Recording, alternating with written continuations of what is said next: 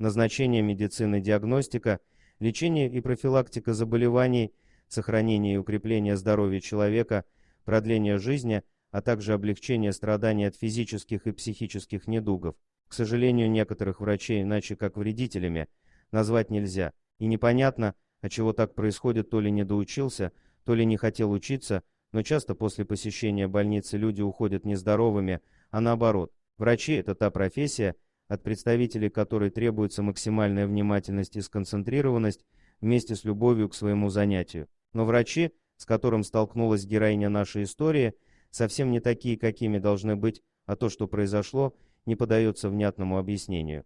Юлия была на 9-м месяце беременности и с нетерпением ждала рождения своего второго ребенка-мальчика, которого счастливые родители уже решили назвать Димой. Когда пришло время, Юлия, как опытная мама, начала рожать самостоятельно, однако из-за неправильного положения плода врачи решили провести кесарево сечение. Тогда еще никто не знал, что эта операция послужит началом ужасной истории. Дима рос как на дрожжах, не переставая радовать родителей своим богатырским здоровьем. Однако его маме со временем было все хуже. Несмотря на то, что с момента родов прошло 2 недели, живот Юлии не думал уменьшаться, а даже наоборот становился все больше. Списывая резкую боль при движениях на последствия операции, девушка все же спустя некоторое время поняла, что необходимо обратиться к врачу. Однако медики только разводили руками, не находя никаких патологий и отклонений. Тем временем Юлии становилось все хуже и хуже, и она уже стала всерьез опасаться за свою жизнь.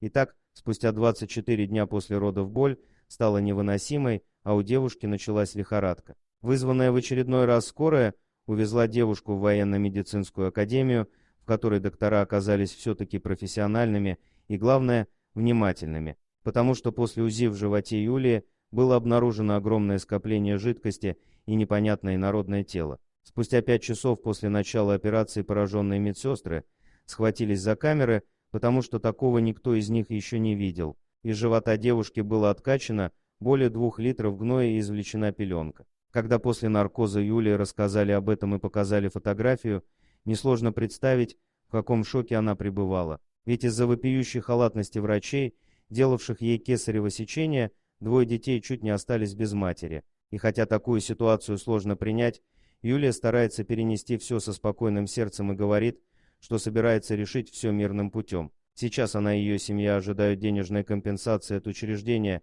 в котором проходили ее вторые роды. Самое главное, говорит девушка, это то, что она жива и находится рядом с детьми и мужем. Наверное, немногие из нас смогли бы простить врачей, допустивших такое. Язык даже не поворачивается назвать это ошибкой, ведь можно не заметить небольшой тампон или салфетку, но целую пеленку просто в голове не укладывается.